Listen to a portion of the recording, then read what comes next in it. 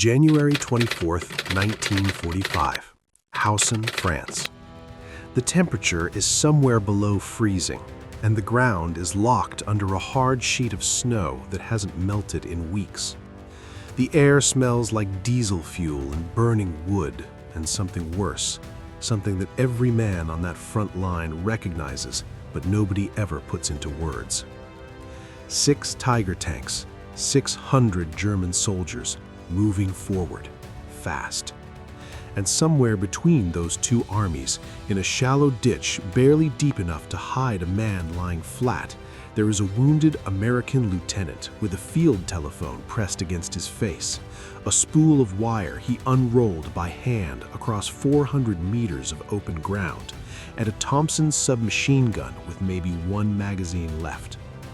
His name is Garlin Murl Conner. He is 30 years old. He has a bullet wound in his left hip that still hasn't healed. He escaped from a military hospital to be here. Nobody ordered him to do this. He volunteered.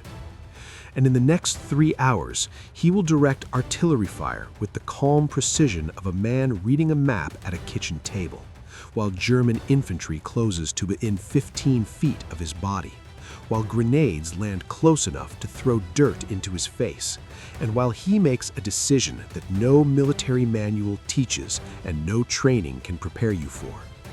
He will call the artillery down on himself. Not by accident, not in a panic, on purpose, deliberately, because it was the only way to save the men behind him. What kind of man does something like that? To answer that question, you have to leave France. You have to leave the war. You have to go back to a place called Indian Creek, Kentucky, and a boy who grew up learning that the most dangerous thing in any forest is the one you never hear coming. Indian Creek is not a place most Americans have ever heard of. It sits deep in Clinton County, Kentucky, tucked into the southern edge of the Appalachian Highlands, where the hills fold into each other like pages of an old book, and the roads turn to dirt long before they reach the farms. In 1919, the year Garlin Murl Conner was born, there was no electricity out there, no running water, no telephone. The nearest town was small, and even that felt like a long way from anywhere. He was the third of 11 children. His father farmed. His mother kept the house and the family together with the kind of quiet endurance that people in those hills wore like a second skin.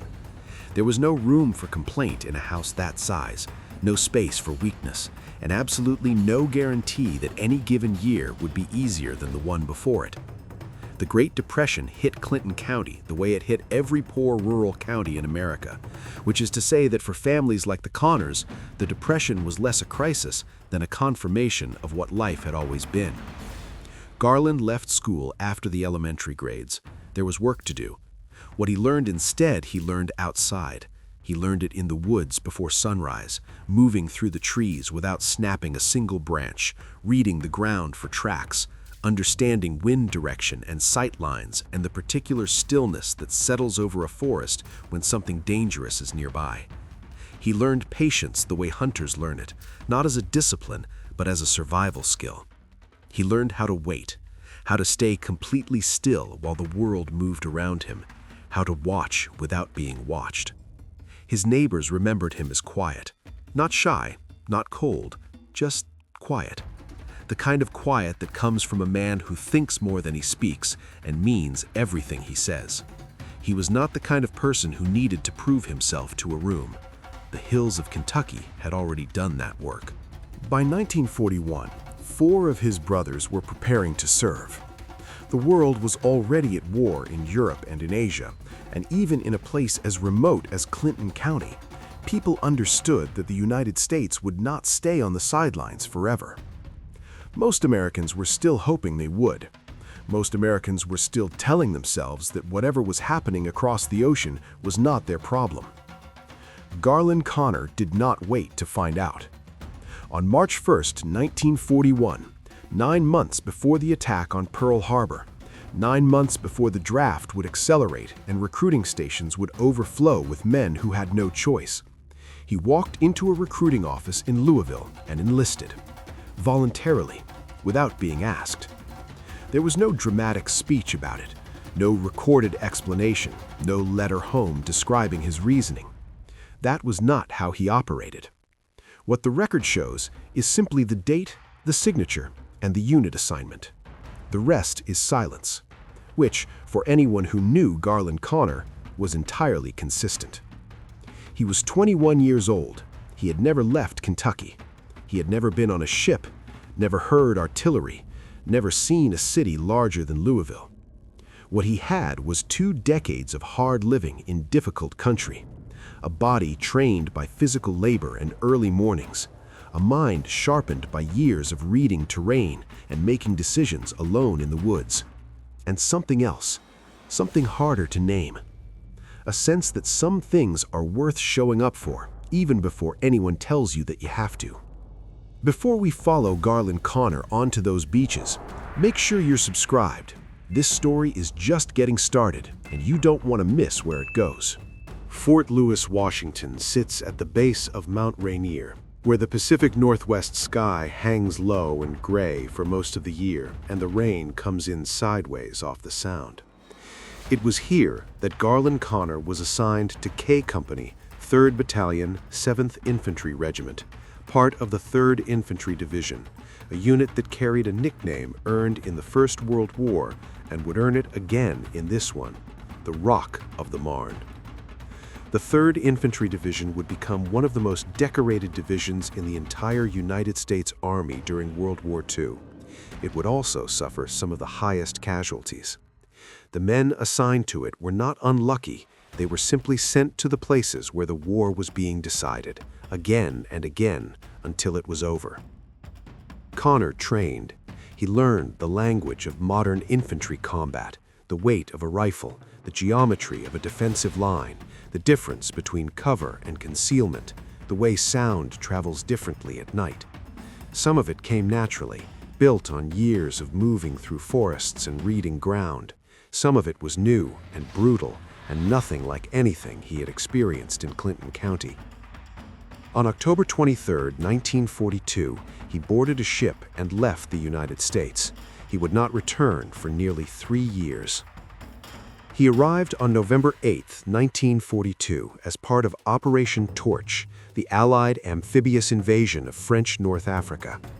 The beaches of French Morocco were his introduction to combat.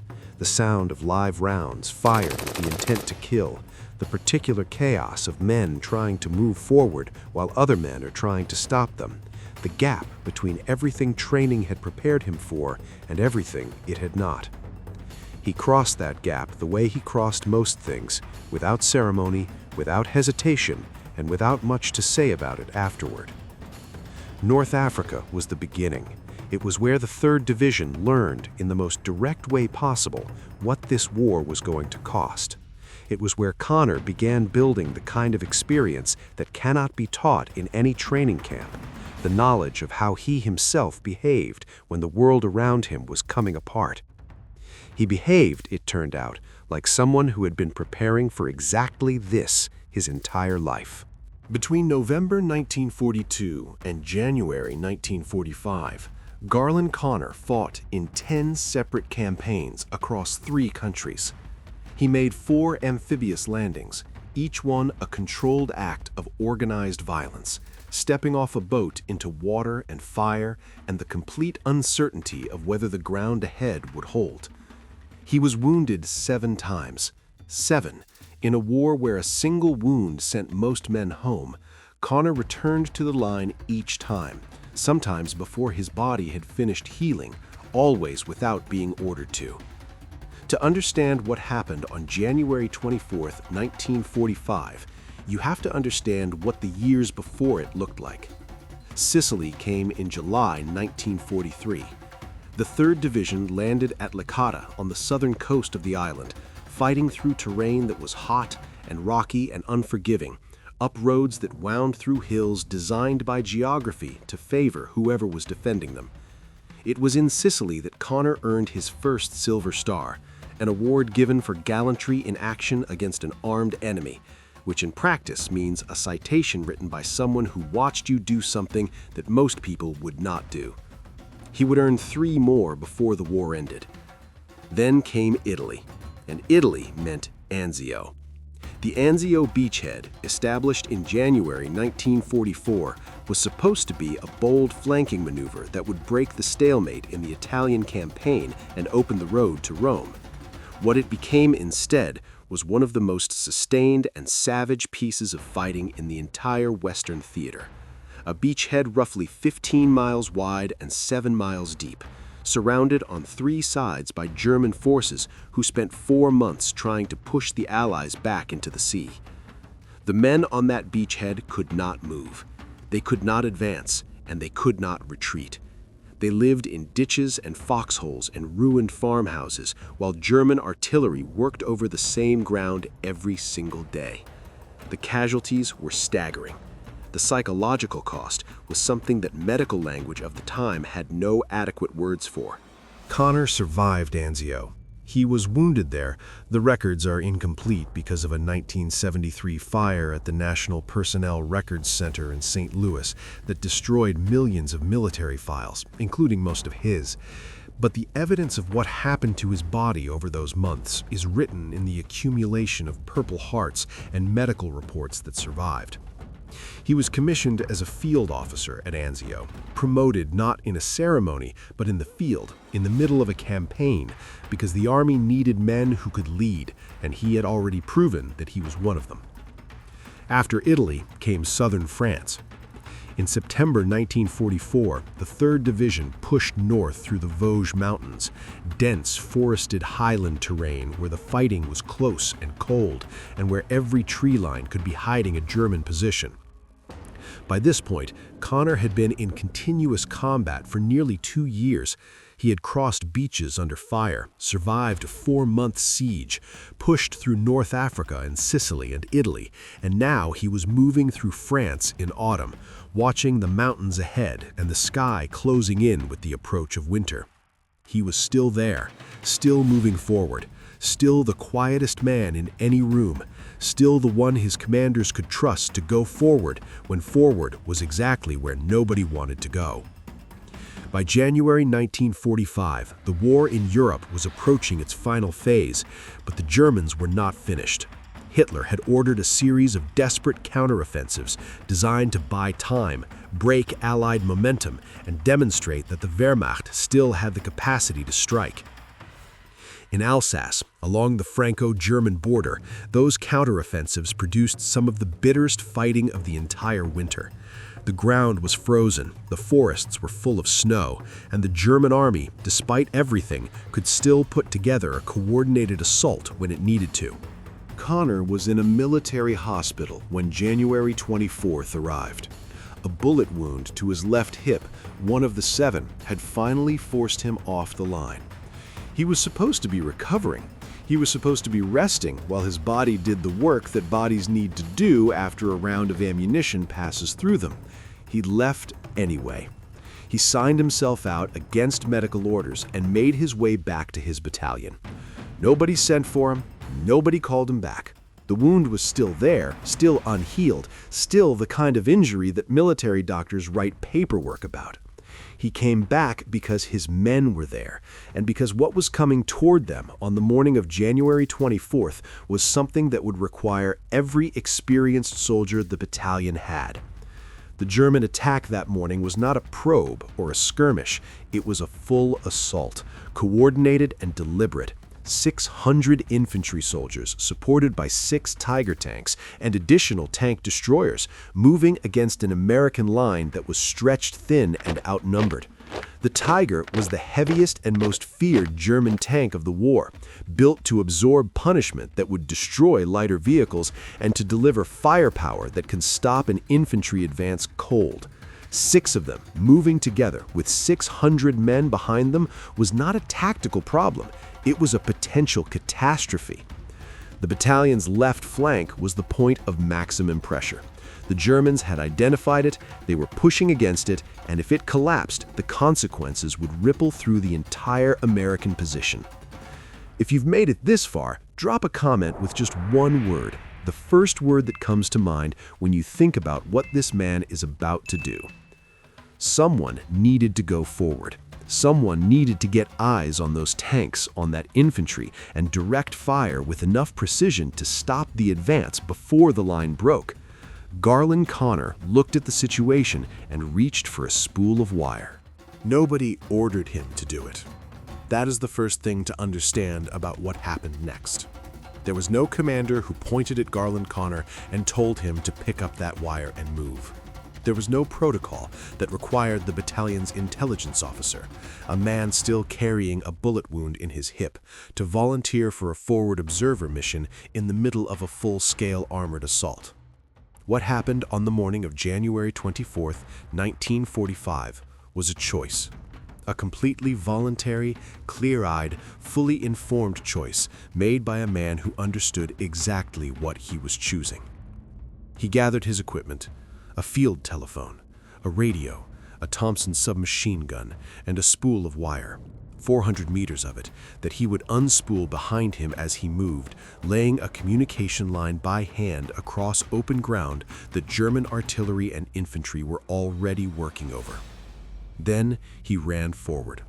Not toward safety, not toward the rear where the wounded were supposed to go. Forward, directly toward the advancing German line, across ground that offered almost no cover, while the men behind him watched, and the men in front of him were trying to kill anything that moved. He ran until he found a ditch. It was shallow, the kind of depression in frozen ground that a man notices in ordinary circumstances and ignores. In these circumstances, it was the difference between living and dying. Conner dropped into it, pressed himself flat against the earth, and took stock of his position. He was 30 meters ahead of the nearest American soldier. Between him and 600 German infantrymen and 6 Tiger tanks, there was nothing but open, snow-covered ground and the wire he had just run out behind him. He picked up the field telephone and began to work. What followed was 3 hours of fire direction that the men who witnessed it would spend the rest of their lives struggling to describe accurately. Conner could see the German advance in detail from his position, the movement of the tanks, the clustering of infantry behind them, the direction and pace of the assault. He translated everything he saw into coordinates, called them in with precision, and then adjusted each artillery strike based on where the rounds landed. It was the kind of work that requires absolute concentration under conditions designed to make concentration impossible. The ground shook with each impact. German return fire was working across the field. The temperature had not risen above freezing. The wound in his hip was not getting better. He kept calling. The Tiger tanks were his primary targets. Each one represented a threat that the infantry behind Conner's position could not stop with the weapons they had. One by one, he walked the artillery onto them, adjusting, correcting, calling in each strike with the patience of a man who had spent 20 years learning how to wait for exactly the right moment. The tanks were not moving targets in a vacuum. They were surrounded by infantry, by ground that affected the way rounds landed, by the constant movement of a battle in progress. Every call required judgment. Every adjustment required him to stay calm while the world around him was the opposite of calm. The German infantry kept advancing. At some point in those 3 hours, the exact sequence of events reconstructed from multiple eyewitness accounts given in the years that followed, elements of the German assault closed to within 5 meters of Conner's position, 15 feet, close enough to hear breathing, close enough that a man standing upright would have been visible without binoculars. A German soldier came at him directly, grenade in hand, and was stopped by another American who had moved up behind Conner's position. Conner himself used his Thompson at point-blank range against infantry that had gotten close enough to make the field telephone secondary. He was simultaneously directing an artillery battle and fighting a personal one in a ditch in the snow with a wound that should have had him in a hospital bed. And then came the moment that no training manual covers. The German infantry had closed so tightly around his position that the geometry of the battle had shifted. The artillery he was directing was the only thing capable of stopping the assault, but the assault was now on top of him. To call accurate fire on the German infantry meant calling it on himself.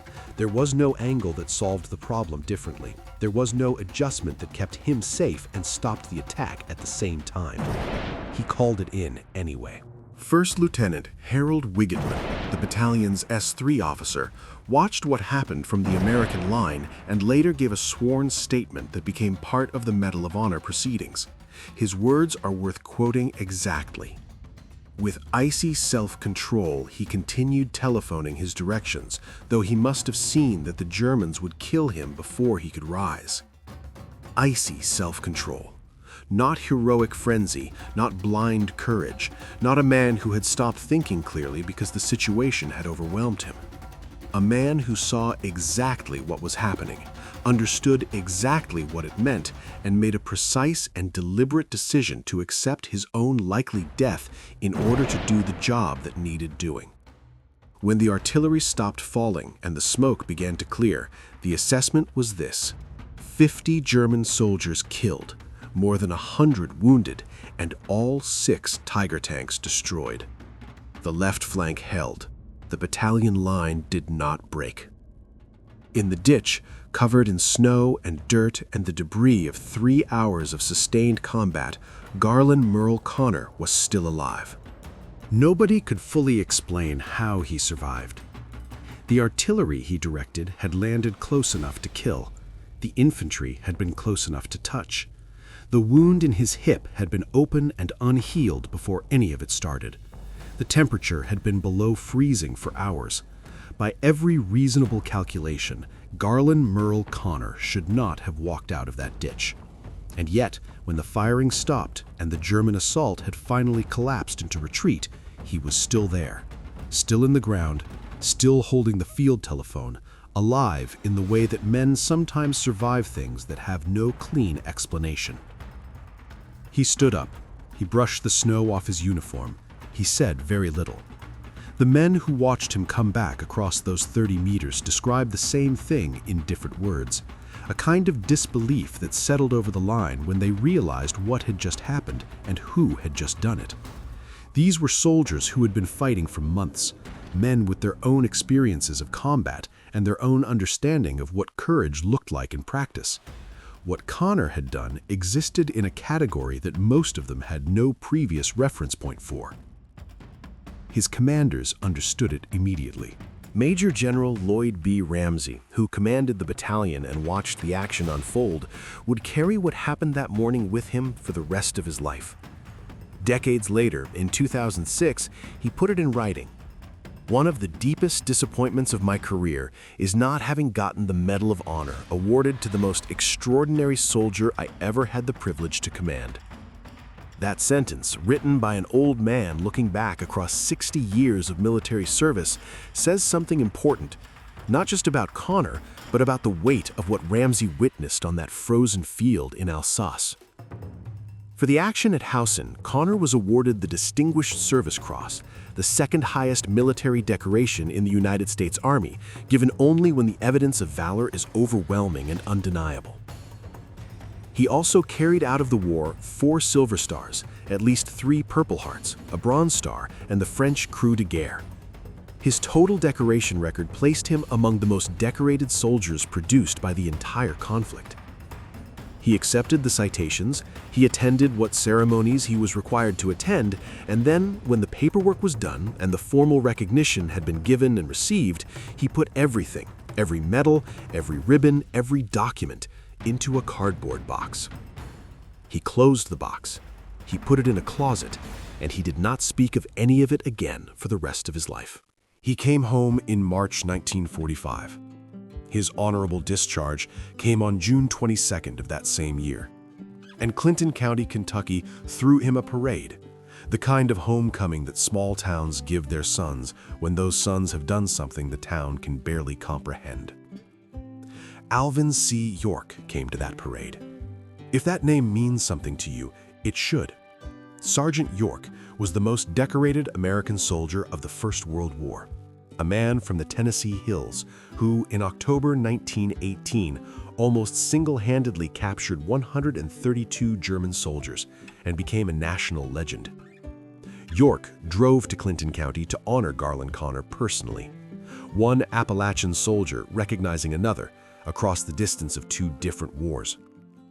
It was at that parade in May 1945 that Conner met a young woman named Pauline Wells.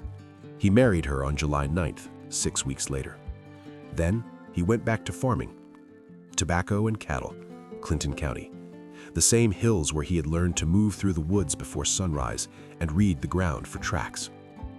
He and Pauline built a life there, quiet, rooted, ordinary in all the ways that he had apparently decided ordinary was exactly what he wanted. The medals went into a cardboard box, the box went into a closet, and the war, as far as Garlin Conner was concerned, was something that had happened somewhere else and needed to stay there. Pauline once said that in 53 years of marriage, he almost never spoke about it. Not the campaigns, not the wounds, not the ditch at Houssen, not the artillery he called down on himself. When he did say anything, it was this: we went there, we did what we had to do, and that needs to stay there. A heart attack in 1979 slowed him physically, but redirected something in him. In the years that followed, he and Pauline began traveling across 10 counties in Kentucky, helping other veterans navigate the government benefits system. Sitting at kitchen tables with old soldiers who didn't know what they were owed, filling out paperwork, making phone calls, driving back roads to reach men who had no other advocate. He gave those years the same quiet consistency he had given everything else. He died on November 5, 1998. He was 79 years old. 2 years before his death, a man named Richard Chilton had come to visit, a former Green Beret searching for information about a relative lost at Anzio. Chilton saw the cardboard box. He opened it, and when he understood what he was looking at, he told Conner that he should have received the Medal of Honor. Conner, already unable to speak because of his illness, looked at him and wept. The campaign to correct that took 22 more years. It survived army rejections, federal court proceedings, expired deadlines, and bureaucratic resistance that would have exhausted anyone without Pauline's determination driving it forward. In 2015, during an appeals court hearing, the government's own attorney broke down in tears on the record, revealing that her father had served in the same sector and likely survived January 25, 1945, because of what Conner had done the day before. On June 26, 2018, President Trump placed the Medal of Honor around a framed portrait of First Lieutenant Garlin Murl Conner in the East Room of the White House, with Pauline seated in a wheelchair beside it. Conner Hall at Fort Benning, Georgia, had already been named in his honor in 2012.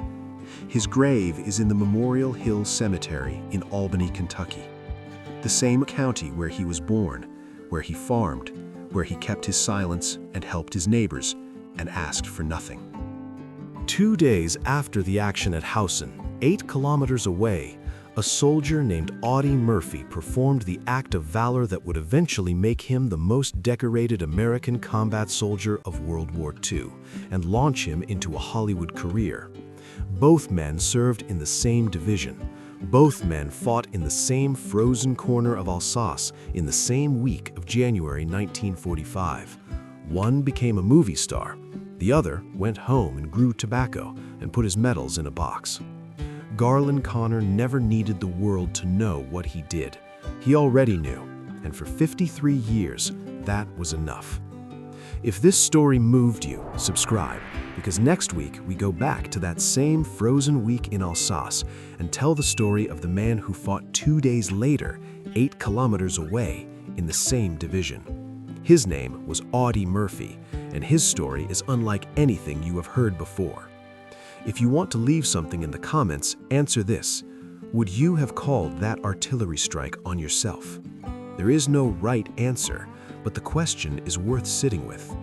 And if you want more stories like this one, men history almost forgot, soldiers who came home and said nothing and meant everything, the Heroes Under Fire playlist is right below this video. Every single story in it was chosen for the same reason this one was, because some things are worth showing up for, even before anyone tells you that you have to.